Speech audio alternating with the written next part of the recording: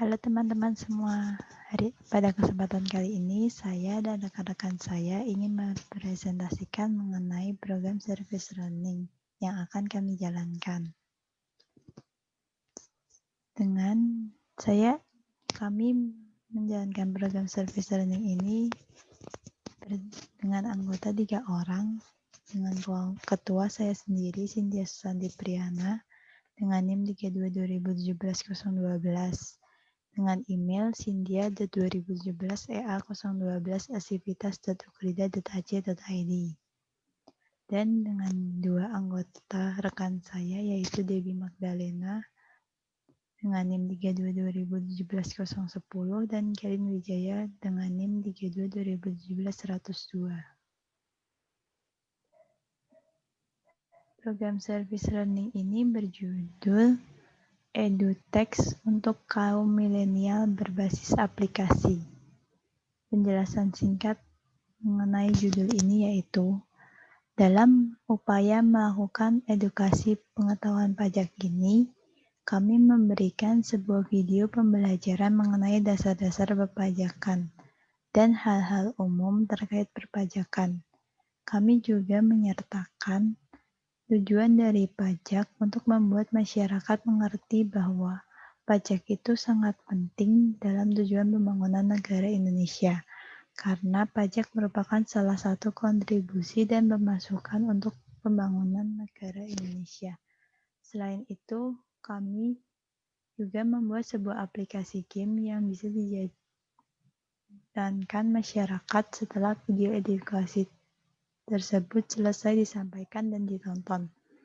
Aplikasi ini dibentuk untuk menguji pemahaman masyarakat mengenai perpajakan setelah mendengar video pembelajaran yang kami berikan sehingga masyarakat bisa melakukan penilaian terhadap dirinya sendiri seberapa besar kemampuan pengetahuan perpajakannya.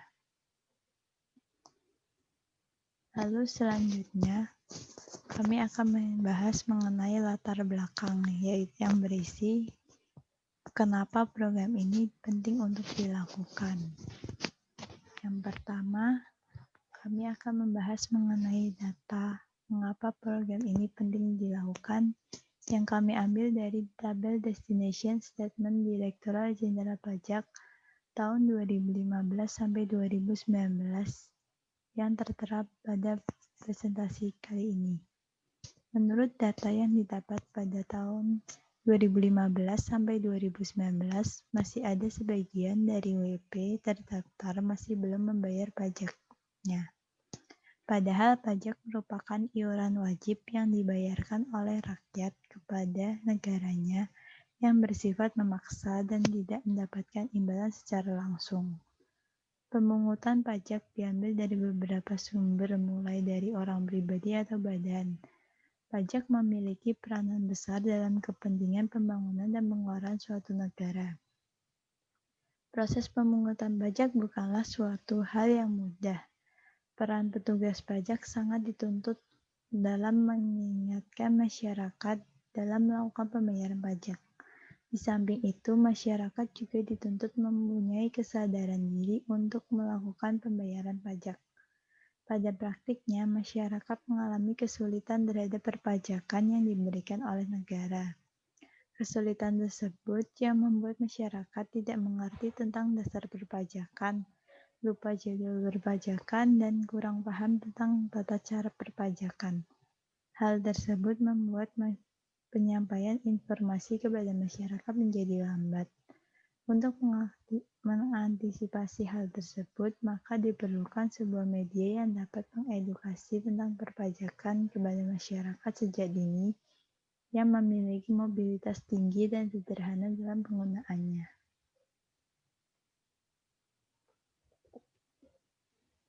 Lalu yang akan kami bahas selanjutnya adalah mengenai teori mengapa program service learning ini perlu kami lakukan, yaitu kami ambil dari teori kewajiban pajak mutlak atau teori Bakti. Teori ini mendasarkan pada paham organisasi Stadler. Paham tersebut mengajarkan bahwa Karena sifat negara sebagai suatu organisasi dari individu-individu, maka timbul hak mutlak untuk memungut pajak. Sekumpulan individu tersebut membuat perjanjian untuk membentuk negara dan menyerahkan sebagian kekuasaan kepada negara untuk memimpin masyarakat. Sebagai warga negara yang berbakti, rakyat harus menyadari bahwa pembayaran pajak adalah suatu kewajiban, karena negaralah yang bertugas menyelenggarakan kepentingan masyarakat. Sehingga menurut teori negara berhak memungut pajak dan rakyat berkewajiban membayar pajak.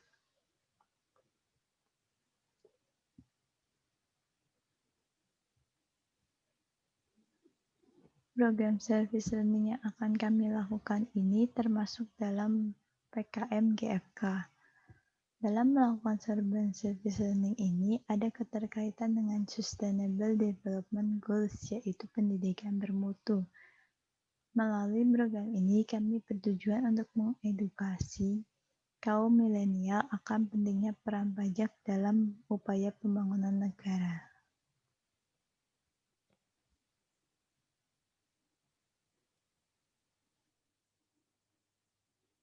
Nah, sekarang kita masuk ke masalah yang mau dipecahkan. Masalah yang mau dipecahkannya itu ada dua. Yang pertama, ada kurangnya pengetahuan atau pemahaman pajak di dalam lingkungan masyarakat. Yang kedua, kurangnya pemahaman masyarakat tentang pentingnya membayar pajak. Jadi permasalahannya itu ada dua. Yang pertama itu ada kurangnya pengetahuan atas pemahaman pajak sehingga mereka tidak membayar pajaknya dan tidak melaporkan pajaknya. Yang kedua, kurangnya pemahaman masyarakat tentang pentingnya membayar pajak. Padahal dengan membayar pajak kita sudah ikut berkontribusi dalam pembangunan negara. Nah, selanjutnya kita bakal membahas tujuan program. Tujuan program dari service learning ini ada 4. Yang pertama adalah sebagai media pembelajaran perpajakan yang dapat memberikan pengetahuan dasar tentang perpajakan. Jadi kita sebagai media untuk pembelajaran pajak yang dapat memberikan pengetahuan dasar perpajakan. Medianya itu lewat apa? Nanti ada dua hal, yaitu lewat video pembelajaran dan dengan game. Yang kedua, sebagai media informasi tentang tata cara perpajakan. Jadi nanti kita akan menjelaskan tentang tata cara perpajakan. Yang ketiga, sebagai media pengingat kegiatan perpajakan atau kapan pajak itu harus dibayarkan dan dilaporkan batas akhirnya. Dan yang keempat, sebagai media untuk mengingatkan akan pentingnya kesadaran masyarakat dalam melakukan kegiatan pembayaran pajak. Jadi kita juga mengingatkan akan pentingnya kesadaran masyarakat dalam melakukan kegiatan pembayaran pajak. Sekarang kita masuk ke manfaat program. Manfaat programnya itu ada apa aja sih? Ada 4. Yang pertama, membantu masyarakat dalam mempelajari dasar-dasar perpajakan. Tentu masyarakat harus mengetahui dasar-dasar tentang perpajakan dahulu sebelum mereka langsung membayar atau melapor. Yang kedua, kita juga memberi manfaat sebagai media informasi tentang tata cara perpajakan. Yang ketiga, kita membuat masyarakat sadar akan pentingnya membayar pajak. Dan yang keempat, membantu masyarakat dalam memberikan pengingat kegiatan perpajakan atau kapan pajak itu harus dibayar dan dilaporkan. Nah, sekarang kita masuk ke luaran program. Luaran program itu apa? Luaran program itu adalah hasil akhir yang akan diraih. Hasil akhir yang akan diraih itu terdapat 2. Yang pertama itu video YouTube untuk penjelasan materi tentang pajak. Nah, yang kedua itu adalah aplikasi game tentang pajak.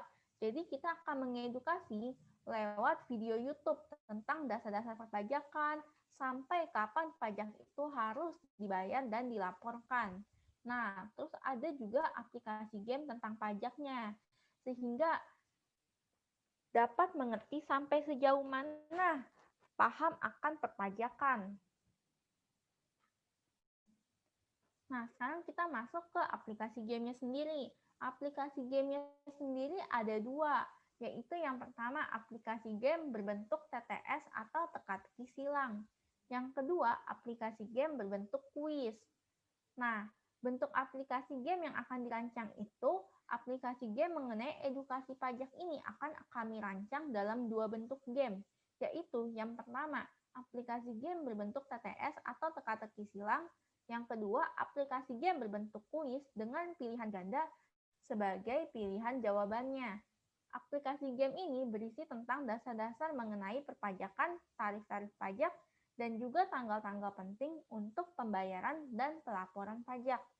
Sebelum diberikan game pajak ini, tentu kita akan terlebih dahulu memberikan video berisi materi tentang pajak yang akan dibahas dalam game tersebut. Nah, untuk selanjutnya, ini cover edutext-nya. Nah, jadi maksudnya cover edutext, ini cover aplikasi gamenya. Nah, jadi nanti awalnya pas udah mau mulai gamenya, nanti kita disuguhin, kayak dikasih welcome gitu di gamenya. Nah, jadi di sini itu ada kalimat welcome, yaitu Let's play with edutext. Nah, jadi ayo bermain dengan edutext. Nah, jadi nanti sebelum kita mulai main gamenya, kita tulis dulu namanya, nama kita gitu. Kita tulis nama di kolom write your name. Nama panggilan boleh, nama lengkap juga nggak apa-apa. Nah, setelah itu, setelah tulis nama, kita klik play. Setelah kita klik play, nanti di gamenya itu akan diberikan pilihan game. Nah, pilihan gamenya itu ada dua. Yang pertama, ada kuis.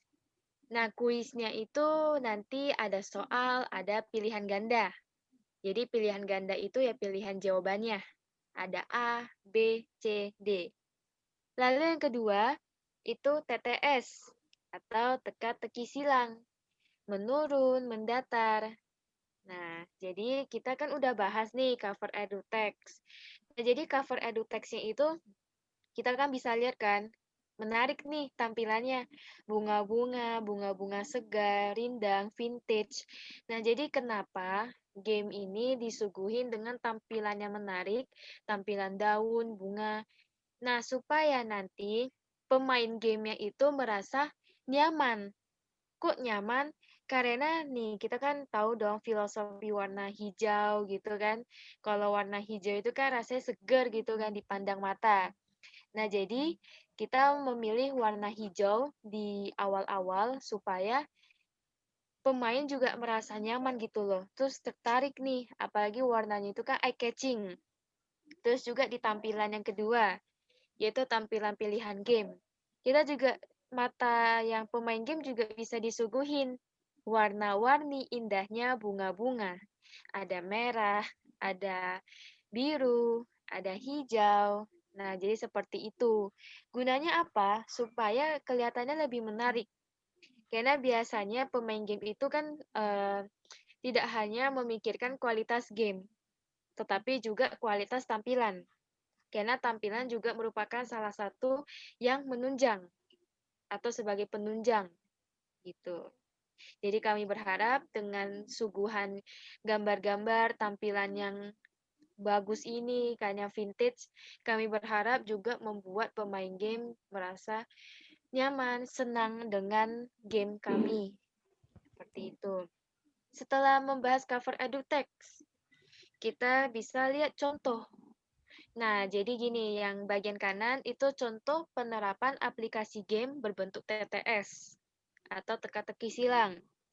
Yang kanan itu ada contoh penerapan aplikasi game berbentuk kuis. Jadi kalau misalkan teman-teman nih, pilihnya pilihan game yang kuis.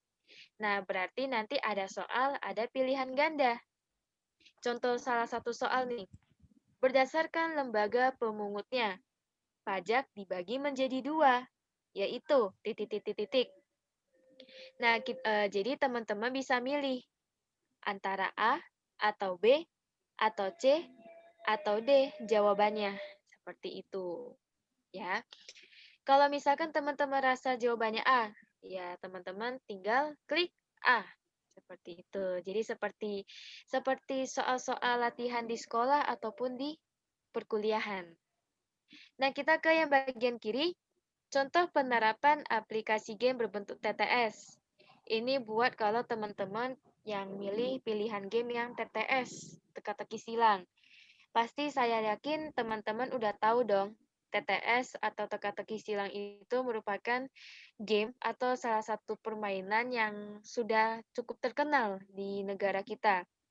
Kan biasa TTS itu bisa kita kerjakan atau kita temu nih di koran ataupun di majalah. Nah, jadi TTS ini juga bisa membangkitkan pemain game untuk terkesannya, wah menantang nih TTS, apalagi kan mengasihkan kan kalau TTS gitu ada menurun, mendatar, di mana pada saat pengerjaan TTS juga pasti kita harus saling mencocokkan. Kayak jangan asal mendatar, tapi nanti ada menurunnya nih, ketemu kalau yang nempel gitu mendatar menurun. Nah, itu jadi kesannya itu menantang gitu loh, membuat yang main game ini berpikir gitu loh, berpikir keras tapi santai. Nah, lalu ini sudah dijelaskan nih salah satu contoh tampilan game bentuk kuis, bentuk TTS. Nah, sekarang kami akan ke metode pengerjaan atau kami akan menjelaskan metode pengerjaannya. Jadi metode pengerjaan proyek ini ada 5 metode. Yang pertama, mengumpulkan materi terkait perpajakan. Jadi di sini metode yang pertama ini akan dikumpulkan materi-materi terkait perpajakan yang dasar. Yang sekiranya kami kumpulkan materi yang bisa membuat penonton atau pemain game ini lebih mudah memahaminya, lebih mudah tangkap. Yang metode kedua, membuat video edukasi tentang perpajakan. Jadi di metode yang kedua ini akan dibuatkan video edukasi tentang perpajakan. Jadi isinya ada materi-materi terkait perpajakan juga. Metode yang ketiga, membuat aplikasi game. Jadi setelah membuat video edukasi, lanjut kita akan membuat aplikasi gamenya. Ya, aplikasi game yang seperti dijelaskan di contohnya tadi, yang ada pilihan game kuis ataupun TTS. Lanjut ke metode 4, melakukan percobaan aplikasi game itu sendiri terlebih dahulu. Jadi kita setelah buat aplikasi gamenya, tidak mungkin serta-merta langsung kelompok kami menyebarkan aplikasi gamenya beserta videonya. Itu tidak mungkin, karena kami pasti akan mencoba dulu aplikasi gamenya. Apakah aplikasi game ini bisa berjalan atau bekerja dengan baik? Apakah aplikasi game ini bisa berjalan atau bekerja dengan lancar? Apakah aplikasi game ini sekiranya sudah top gitu loh, sudah oke gitu untuk dipublikasikan ke masyarakat. Nah, jadi metode kelima, setelah kami merasa, wah aplikasi game kami udah oke banget nih, udah siap banget untuk dipublikasikan ke masyarakat. Nah, metode yang kelima atau metode terakhir, kami akan menyebarkan video beserta aplikasi gamenya ke masyarakat, khususnya kaum milenial. Setelah kita membahas metode pengerjaan proyek ini, kita akan berangkat ke rencana pengerjaan program. Jadi di sini rencana pengerjaan program dengan metode pengerjaan itu bisa dibilang mirip penjelasannya. Tetapi di rencana pengerjaan program ini akan dijelaskan berdasarkan bulan-bulan pengerjaannya atau progresnya selama tahun ini ataupun bahkan tahun depan, yaitu 2021. Kita ke yang pertama, kita mengumpulkan materi terkait perpajakan pada bulan Oktober 2020. Jadi pada bulan Oktober ini dikumpulkan materi-materi terkait perpajakan. Lalu pada bulan November 2020, membuat video edukasi tentang perpajakan. Jadi setelah materi perpajakan itu sudah terkumpul, kami rasa materinya sudah terkumpul dengan baik, lengkap, dan sudah kami uji gitu. kami uji satu-satu materinya, apakah bagus gak nih, atau materinya ini berguna banget gak? Nah, nanti kita akan membuat video edukasi pada bulan November 2020. Lanjut, membuat aplikasi game pada bulan November sampai Desember 2020. Jadi setelah kami kumpulkan materi terkait perpajakan, membuat video edukasi tentang perpajakan, kami akan membuat aplikasi gamenya pada bulan November 2020 setelah tahap kedua. Jadi kami harap jika tidak ada kendala, kami berharap langsung pada bulan November 2020 itu aplikasi gamenya kami sudah selesai buatkan.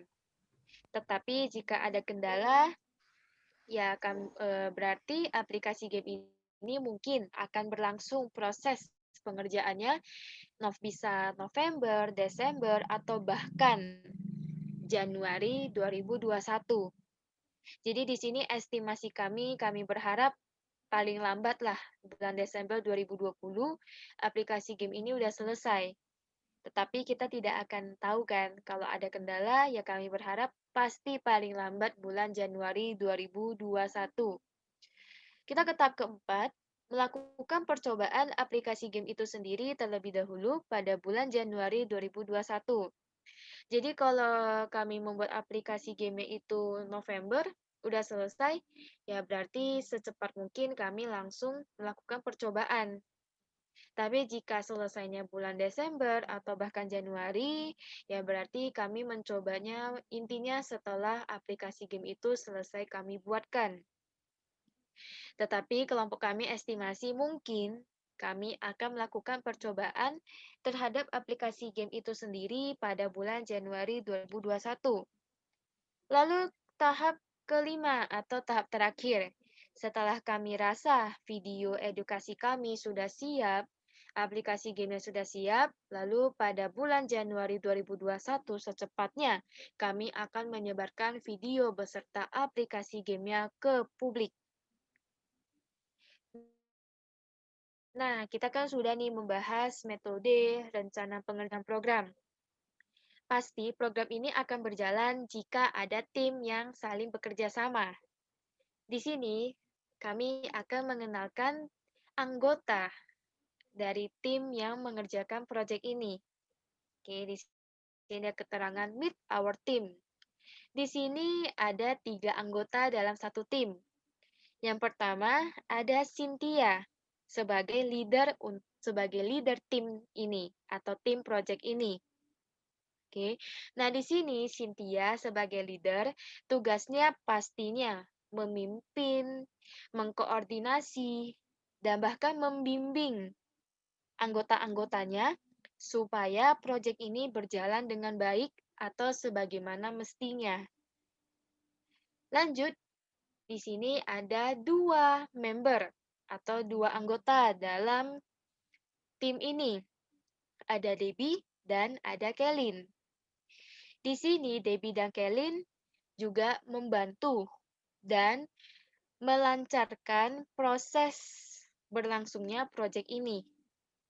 Yang intinya di sini Cynthia sebagai leader, Debbie, Kelin sebagai member, saling bekerja sama, menyatu jadi satu, dan saling diskusi untuk menghasilkan produk yang baik atau supaya proyeknya berjalan dengan baik. Oke, setelah perkenalan tim, sekian dan terima kasih. Thank you.